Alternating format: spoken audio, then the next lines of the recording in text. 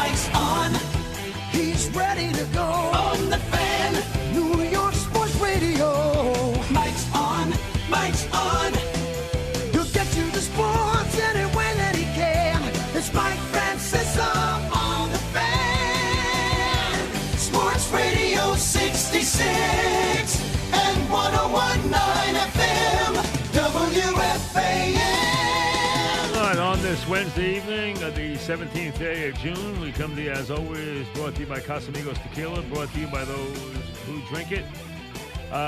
Maybe a little bit of optimism. I'm even tired of talking about it with the baseball. You know, call us when they get something done, and it sounds like they want to get something done. I mean, they've pushed to as far as they can. They're trying to, you know, it sounds like the players are going to win. If there's going to be a concession, it looks like the owners are going to make it. The owners will get their extra playoffs. The players get their money. That looks like, but we'll probably play somewhere around a ridiculous 60-game season. That's what it looks like. But it sounds like they're moving in the right direction now. So, again, kind of tired of talking about it, to be honest with you. When they play, call us. Couple of things. Number one, Friday night we'll preview the Belmont, which comes your way Saturday. No fans. And there had been some thoughts of letting owners in. No. It's not your typical Belmont. It's not a mile and a half. It's a mile and an eighth. It has to be because it's the first of the Triple Crown races this year. Hey, why shouldn't it be a strange year? Everything else is. It's not a great field. There's been a lot of reasons why, but the big horse, there's some good horses there. Tis the Law is a horse that the Sakatoga stable horse I have seen last summer. Very, very impressive in person. Stormbreaker's maiden. Thought he had a chance to be a great horse. Still do. He's a wonderful, wonderful talent. We'll see how he does as the heavy favorite. I think he will win. There's a couple other very good horses in the race. There always are. And there's a couple of horses that have a chance at the price. We'll get to that. But as I said, we will analyze that on Friday for you. We will have that and the whole Belmont card for you as far as it. I mean, it's a very good day of racing. You have 1, 2, 3, 4, 5 stakes. You don't have as many stakes as in the past. You don't have as many rich races. They can't afford it. I mean, but they're giving you a good card. You got the Belmont, you got the Jaipur, you got the Acorn. You have a couple of turf races, 1 at a mile, 2 at a mile. So you got a good day of racing. A very good day of racing, as a matter of fact. And we'll take it all from there. But again, we'll wait until Friday to get to the Belmont stuff. Then we'll preview that on Friday. The golf, which did very well, was well received, did very well in the ratings. People were interested in it because, hey, really the only game in town for the most part. Back in action this week, still no Tiger. Hilton Head down there on that very scenic track. The RBC Heritage, good field again. You got some very good young players. You had a great,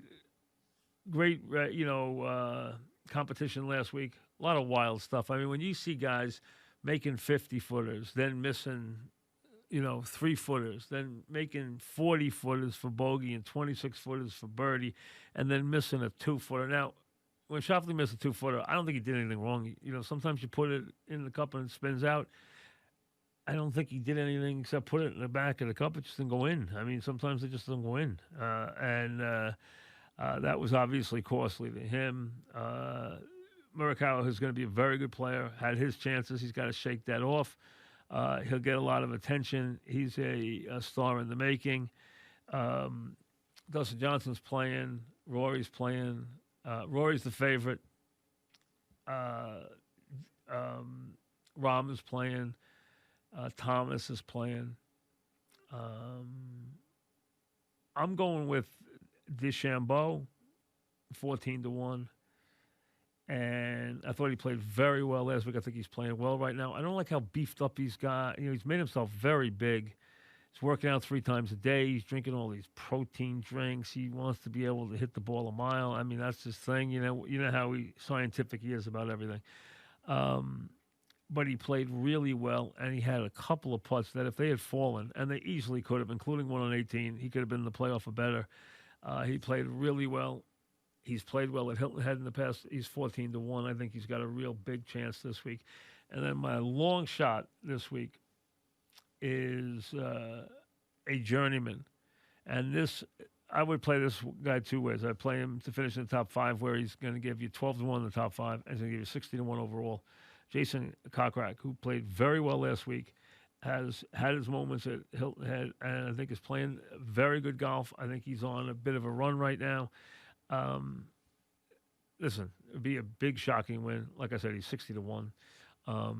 But he played really well last week. He actually had, in the midst of his hot streak, he actually had one lip out.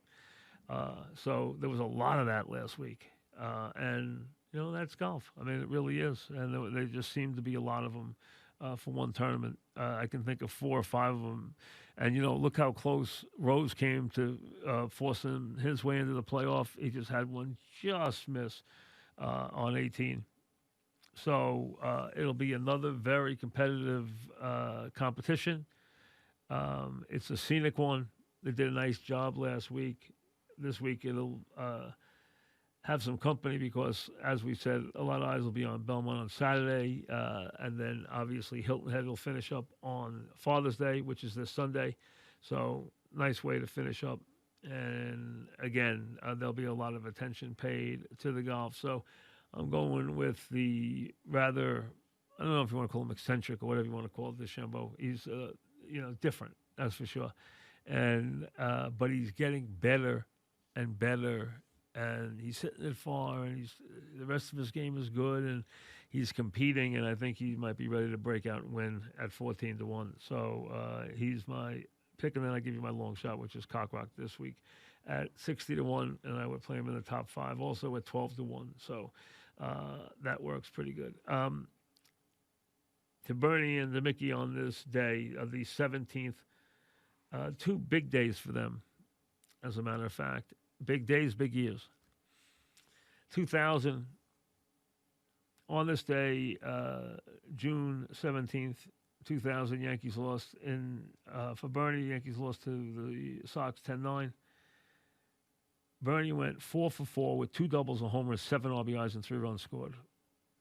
How about that? 4 for 4. 2 doubles, a homer, 7 RBIs, and 3 runs scored. Bernie went to 1361 on the season. He had 61 RBIs on June 17th. And that year finished up in 2000. Finished up with his best power numbers. He had 30 homers, which is all-time high. Had 121 RBIs, all-time high. Batted 307, had a great year. And think about it, at 61 RBIs, 13 homers and 61 RBIs on June 17th. Now, just to give it an example, for the June 17, 61, it's for Mickey. They lost to the Tigers, who were a great team in 61. You know, the Tigers won 100 games in 61. Finished second, but won 100 games. They lost to the Tigers 12-10. At this point in the season, Tigers had a better record. Mickey went 1 for 3 with 2 walks. He scored twice. He had 3 RBIs. He hit his 20th homer. In the same game, Roger hit his 23rd homer. Mickey had 48 RBIs. Went on his way to, obviously, 54 homers to Roger 61. They both had great seasons. Mickey was hitting 300 with a 419 on base percentage, but this was home run number 20 on the year. And in the same game, Roger hit number 23. So at this point, Roger had come from behind to move ahead of Mickey. And, you know, they went after it until Mickey finally gave up after abscessing that hip and taking that shot from Dr. Feelgood that didn't work. He was recommended to him by Mel Allen, and he took a shot because he wasn't feeling well. And he was feeling run down, so he took a shot, and his whole hip abscessed. It was ugly. If you saw the movie 61, you saw the whole thing. And he bowed out of the race that last week of the season with 54 homers. But on this date, he hit his 20th as they played the Tigers. And the games against the Tigers were big in that year. I mean, those were big games. Tigers were led by K-Line and Bunning really good players. I mean, exceptional players. And they had a great season, won 100 games, but no wild card. At this time, the Tigers were 40-22. The Yankees were 37-23. Tigers had a heck of a team, really did. They had a team that was good enough, really was good enough to win the World Series that year. The problem was, you run into a team, you run into a team like the Yankees, and who had in '61 one of the best teams they ever had. You had for the Tigers, you had Jake Wood, you had Bill Bruton in center field, you had K-Line. K-Line in this game on this night against the Yankees when the Tigers beat the Yankees 12-10 in Tiger Stadium behind Paul Foytak. K-Line went 4 for 5 with 3 runs scored and 5 RBIs. He homered. The Yankees K-Line was batting third. Rocky Colavito, who you know very well, the great arm, later played for the Yankees, power hitter. Rocky Colavito batted to clean up Norm Cash, who had a huge year in 1961. Hit 363 in 1961. Norm Cash had an enormous season. At this point, he was hitting 365. Chico Fernandez, Ozzie Virgil, Don Marcy. If you've ever seen the Don Marcy baseball card, he's the guy who has the ears that stick out. Those Don Marcy baseball cards as a kid, that was Don Marcy. Paul Foytak pitched in that game too. For the Yankees, you had the typical Yankee lineup, the Yankee lineup that you got so used to in that season of '61. That was, at this point though, a little difficult. You had Boyer batting first in this game, Kubek batting second. Usually it was Kubek batting first and Richardson batting second, but Richardson was slumping, so it was Boyer batting first, Kubek batting second. Roger had been moved at this point ahead of Mickey that's when he went on his tear. Mickey early in the season was on a tear. He was in front of Roger. Once they put Roger in front of Mickey, he took off. Elston Howard, who was only hitting 363. Think about it. You got Roger, who has 23 homers at the moment. You got Mickey behind him, who's got 20 homers. And then the guy hitting behind them is Elston Howard. All he is as a catcher is hitting 365. And then behind him, Moose Scarron already had 40 RBIs. 40 RBIs on the season at this point. I mean, these guys, and then Bob Serve, who was the third outfielder. If you ever seen '61, they all lived together, Serve, Maris, and Mantle. Bob Serve was on that team. Then Bobby Richardson, of course. And Bud Daly, if you remember Bud Daly. If you ever had the '61 baseball cards, you remember Bud Daly's name. You remember all these names. Bud Daly, Raleigh Sheldon, Bob Turley, Tex Clevenger, Johnny Blanchard, the classic pinch hitter, Hector Lopez, all these guys who were a part of that great team. So it was big years for both guys, big nights for both guys, especially for Bernie, who had 7 RBIs, 2 doubles, and a home run, 7 RBIs going 4 for 4 in that game on his way to the best season he ever had with 30 homers and 121 RBIs. We'll get to your calls, whatever's on your mind, right after this.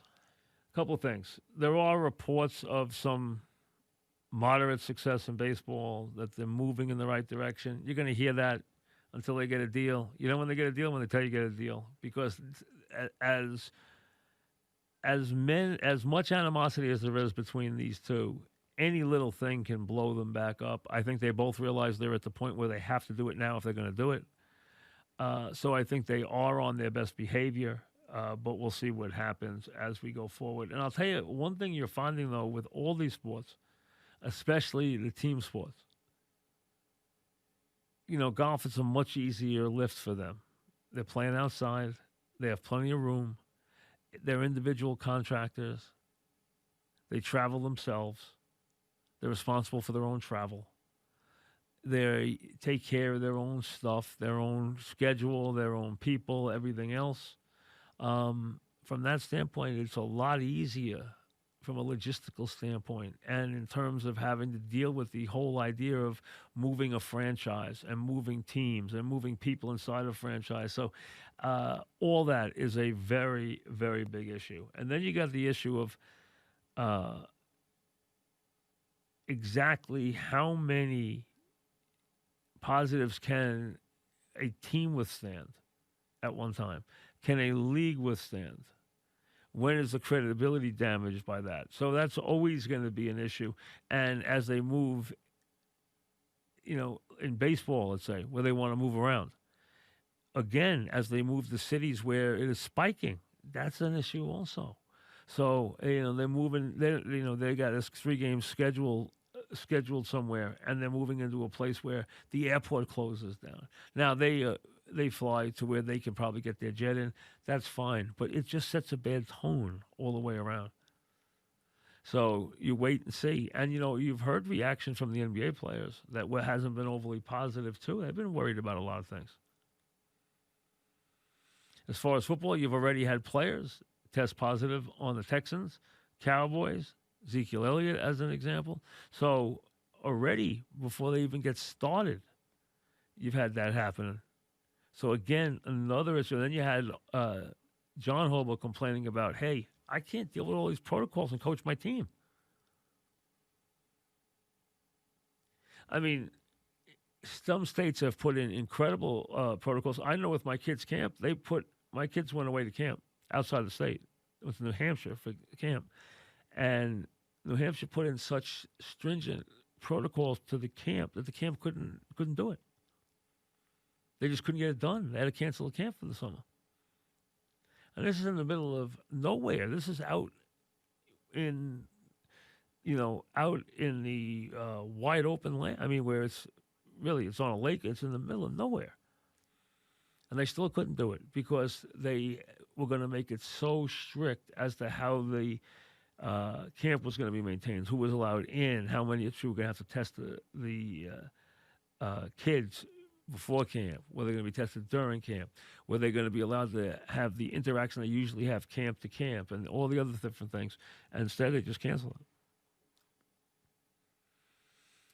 it. One thing with the NFL is Kaepernick, and I would say this: I will be extremely surprised if Kaepernick's back in the league before Labor Day. I'll be very surprised if he's not. I think he will be. Now, does that mean that I think somebody's just going to hand him a job? I think the league wants him to be in there. I think they want him in the league now. I don't think there's any doubt that if he's in shape, he's good enough to be a backup quarterback in this league. I mean, the guy came within a couple of plays of winning a Super Bowl. He hasn't played in a couple of years, and his last couple of years he didn't distinguish himself. I think he's 6-19 in his last 25 starts, something like that. But I do think he'll be back in the league this year. There had been talk of Seattle, but if he goes to Seattle, he's not playing. Not playing, not for any reason, because Pete Carroll has said very nice things about it, but because he's behind a Hall of Fame quarterback. The only way he's playing is if he gets hurt. He's behind a guy who's going to go to the Hall of Fame one day, unless something strange happens. And Russell Wilson. But now it sounds like there's teams that want him. So I would be very surprised if he does not take a job in the league in the very near future. I would think that's in his plan. Now, again, he now has a lot of opportunities open to him. There's no question. So he might have other plans now, other ideas, other things that he thinks are more important than playing football. I don't know. That I don't know. But I think if he wants to, let me put it this way, if he wants to play football, then I think he will play football.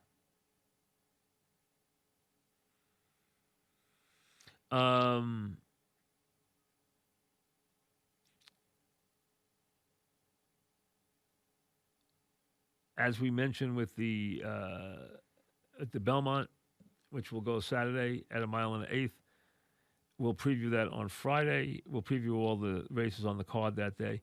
There had been reports on television that they were going. As a matter of fact, they ran a promo that was incorrect. I just heard it a couple of minutes ago, which said that they were going to run the Belmont at 2:45. They are not.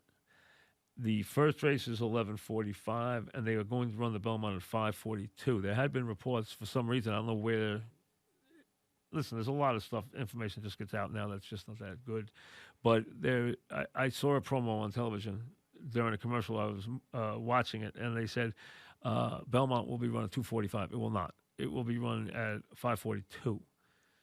Okay, that'll be the race. First race of the day is 11:45 on Saturday. Now, there's no fans to the track, but you can still, obviously you have multiple places to wager on the races. You have 12 races on the card.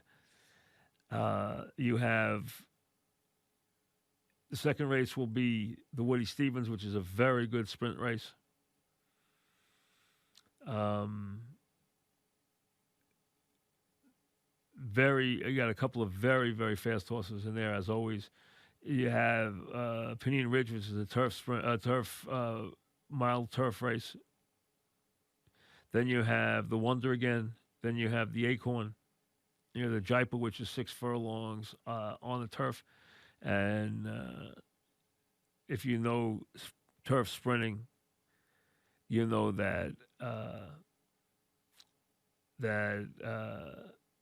Clement always has some good ones, and he's had a couple of really good ones from the same barn.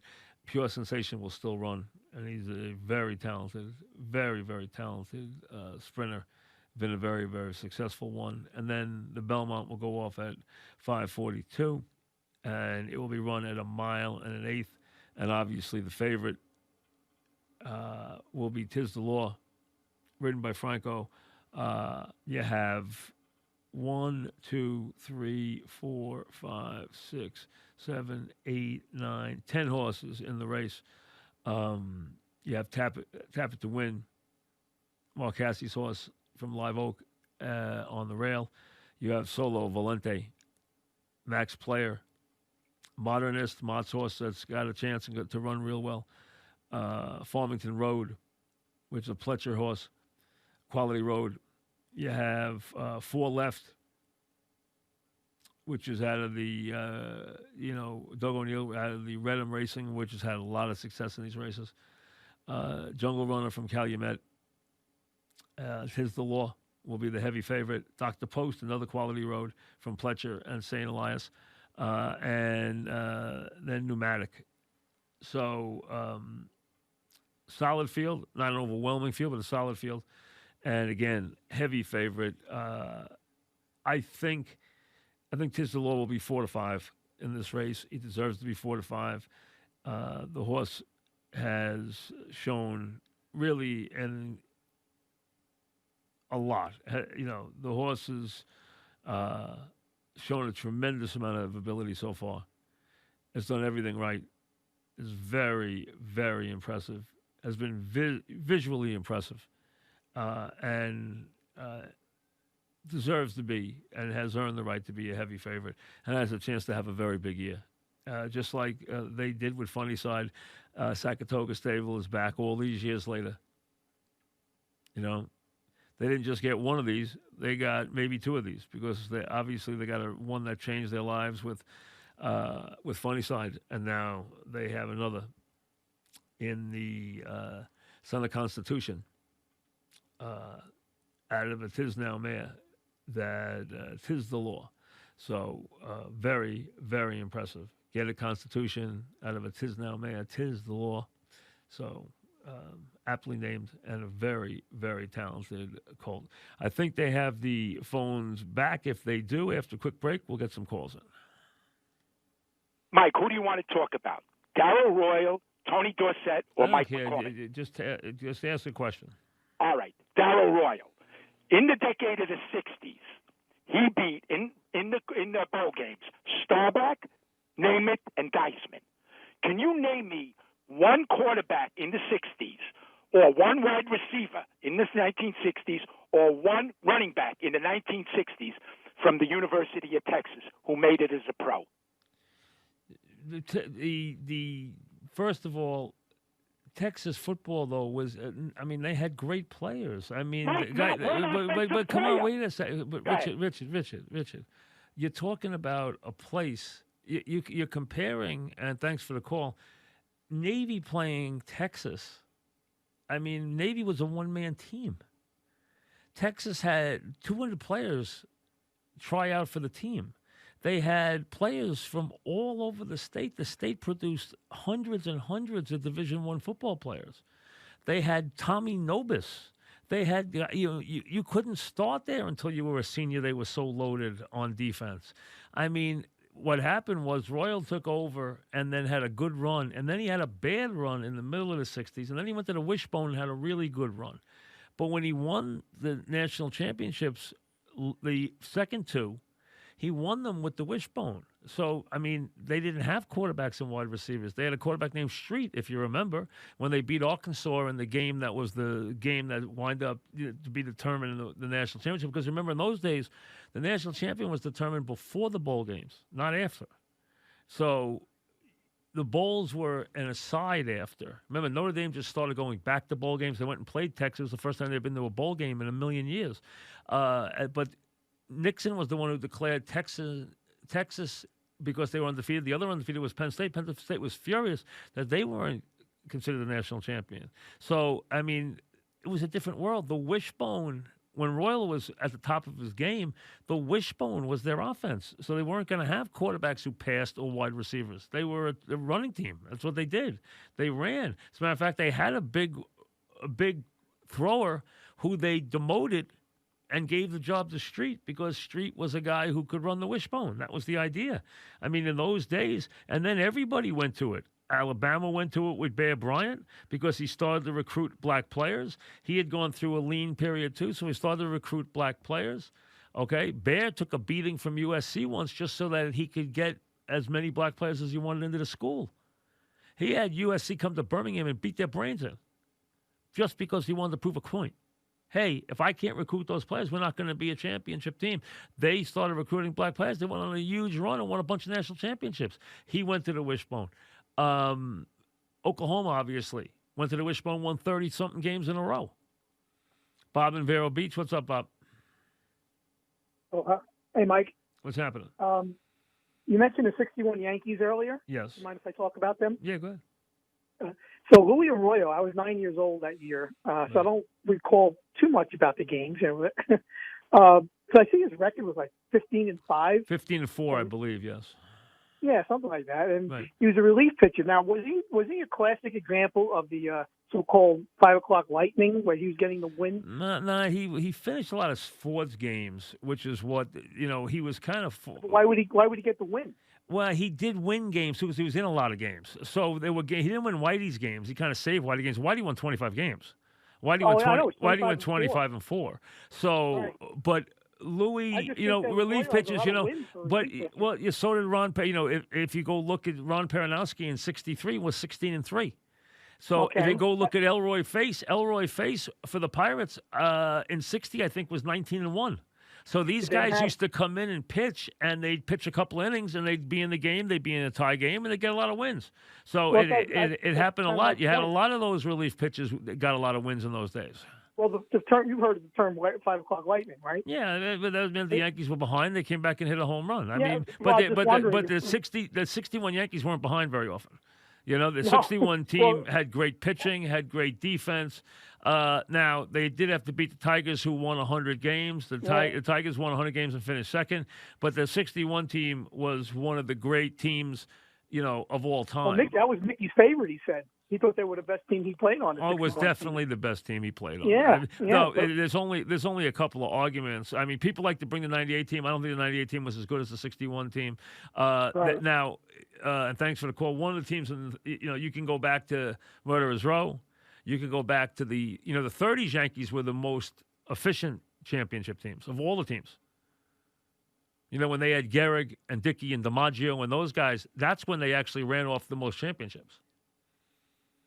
I mean, those were their most efficient teams. Some people will say they didn't get the glamour, but post-Ruth, but those teams were considered a lot of times the most efficient. But 61 was as good as it got because not only did they hit a lot of home runs in an expansion year, and Mayle and Maris between them hit 115. The Yankees set a home run record that year. They had 3 catches, hit 20 home runs apiece. They had 115 home runs out of 2 players. They had a guy win 25 games, but they also were a superb defensive team. You had Mantle in center, who was a good player. You had Maris in right, who was a great fielder. At that point, I'd call Mickey a good fielder, not a great fielder anymore. But Maris was a great fielder. They played a bunch of guys in left field, but they had Clete Boyer at third base, who was the equal of Brooks Robinson. He wasn't as consistent, but he was flashy, and he was a brilliant third baseman. Kubek was a very good shortstop. Richardson was a great second baseman. And Skowron was good, not great, at first base, but they were very, very good, and they had Elston Howard, who was an excellent defensive catcher. Yogi also caught, Blanchard caught a little. They rotated the 3 guys. So, I mean, they had everything. They had deep pitching. Without question, without any question, one of the great teams of all time. I don't think there's any question. Stephen Montville, what's up, Steve? Hi, Mike. Thanks for taking my call. Yeah. I have 3 quick horse racing questions. Number one, I asked all the gamblers that I know, and nobody knows what the word Preakness means. Number two, I don't know where Preakness comes from. I don't know. Oh, okay. Number two, it's not really about the Preakness, but the movie 7 Days of May takes place around the Preakness. Do you think something like that could ever happen here? No, I don't believe so. And number three, how do you think the time for this year's Belmont winner will compare to Secretariat's much longer race, 47 years? There's no way to compare it. This is a 1 1/8 race. I mean, there's no way to compare a 1 1/8 race to a 1.5 mile race. So, and remember, Secretariat set the world record, and nobody has ever been within 10 lengths of Secretariat in that race but since. Mile and 8 will still be faster, I guess. Obviously, I know No. Again, Secretariat set the world record in the Belmont. No one's ever come close to that. No one who's raced since then has ever come close to that time, ever. But this race will be shorter, so... Yeah, but again, but how would you relate to it? Oh, I don't understand your point. No, I mean, I'm just saying he was so fast that if even, like, whoever won this race, if he gave him that head start, he'd still beat him. Something like that. I don't understand what that means. What do you mean head start? They still have to run 1.5 miles. Right. Well, yeah, but I'm saying if I don't know gave what you're him, saying. Well, no, I mean if he started from 1.5 miles away, and this horse started whoever That's not how they race. They don't race. No, I know that. That makes no sense. I mean, listen, a 1.5 mile race is a 1.5 mile race. A 1 1/8 race is shorter than a 1.5 mile race. Right, I understand that. You know how long a furlong is? Not off the hand. Okay, there are 8 furlongs in a mile. Okay, so it's an eighth of a mile. All right. Right. A 9 1/8 race is how many furlongs? That would be. I'll make it easy on you. 9. Okay. 9. Okay, and a 1.5 mile race is how many furlongs? 12. There you go. Now you got it. Thanks for the call. So it's 3 furlongs longer. So again, there's no way to compare them. But my point is, don't compare anything to what Secretariat did in the Belmont. Nobody who's ever run has ever broken that time. That is still the world record for the time. Forget not just the Belmont time; it's the world record for the time, 2:24. It has never been broken. And as far as the Belmont, nobody's ever been within 10 lengths. The second fastest Belmont was Easy Goer. He ran 2:26. He would have been 10 lengths behind. John in Fairfield, what's up, John? And I appreciate you getting on Richard. Like these oblivious names and players that he brings up every day, it just bores me to tears. So I thank Somebody you for... Somebody texted me that Preakness was the name of a horse in the early 1800s, so that's where the name came from. It was the name of a horse. Hello? Yeah, go ahead.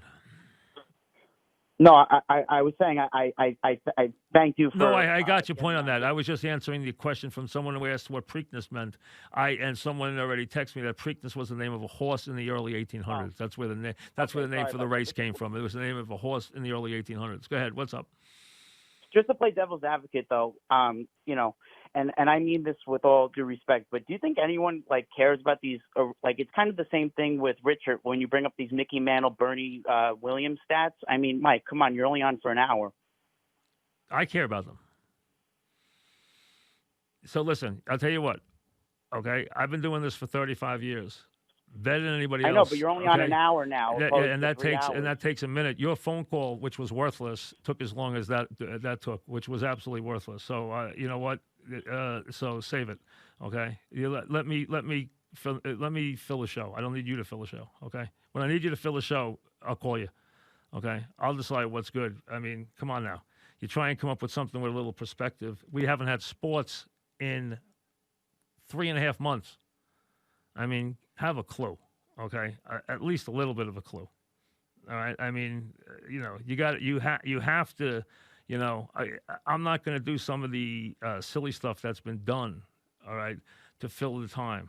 All right, that's not what I'm going to do. Okay, so I find this interesting because I go back and look at two players that were my favorite players, and great Yankees who had great careers. And they were here in New York starring for 34 years combined. And the only team they ever played for was the Yankees. And on certain days like today, they had two of the great days they ever had on this date. And that's the point. Just putting those teams and between them, they were parts of 11 World Series champions and had a million big hits. And they're two of the best postseason players who ever lived. So that's why I find it interesting. I find it interesting to go back and reminisce about certain days that they had and go look at the lineup on that date. And you know what? I mean, maybe you don't realize you have to fill with some stuff because there's no sports going on every day. Zero. There's no sports. There hasn't been sports in almost 4 months. Bob Monticello, what's up, Bob? Hey, Mike. What's happening? I wanted to talk to you quickly about the 2001 baseball season, just in light of this total disgrace that's going on right now with the baseball. I was living in the city, and I remember that Piazza home run was obviously, as big as Kirk Gibson's home run as a kid. My question was this. I always felt like that loss, Game 7, was the biggest ever, because I felt like if we had a parade in what's it called, the Canyon of Champions, Valley of Champions, Canyon of Heroes, yeah.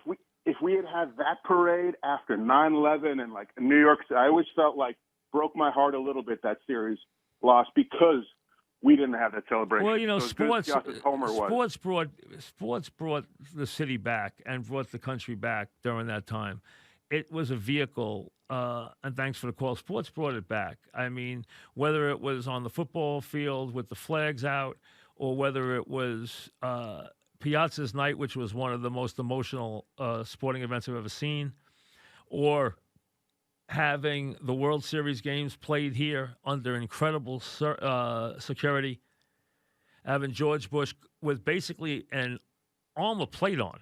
I mean, they sent him out there. I don't know how he threw the ball because he was dressed in like an armor suit so that they were so worried about him being out there in front of that many people at that time. I thought sports was a tremendous tonic. It served a tremendous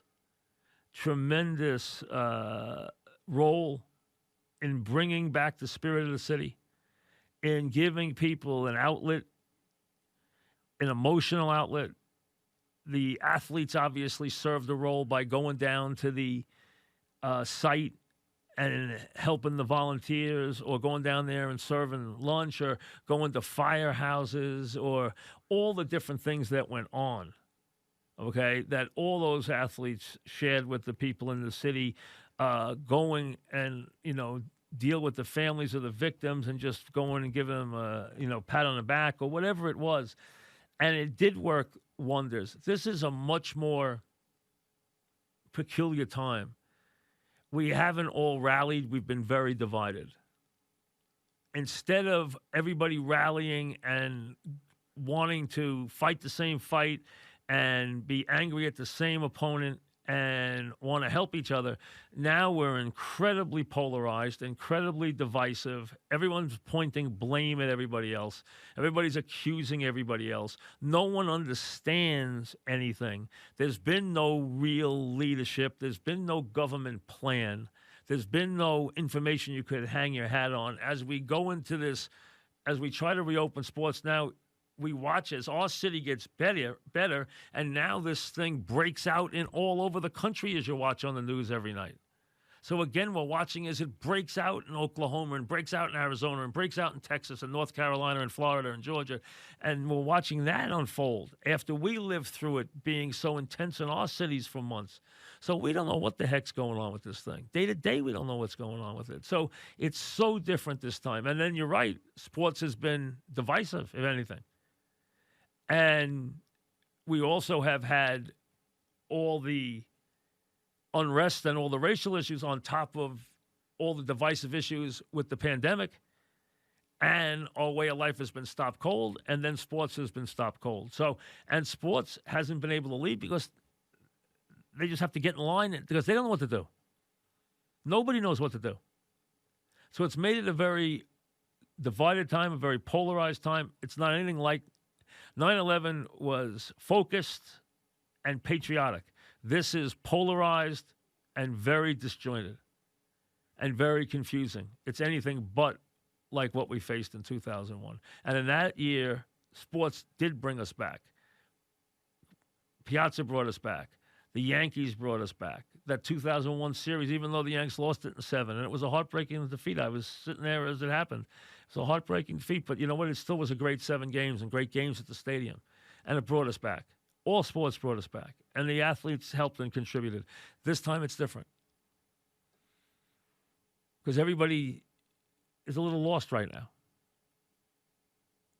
And we are so divided as a nation. We've probably never been as, well, I don't want to say never because there have been times in our history we have been, but very few times have we been as divided and as polarized as we are now. We'll see you tomorrow.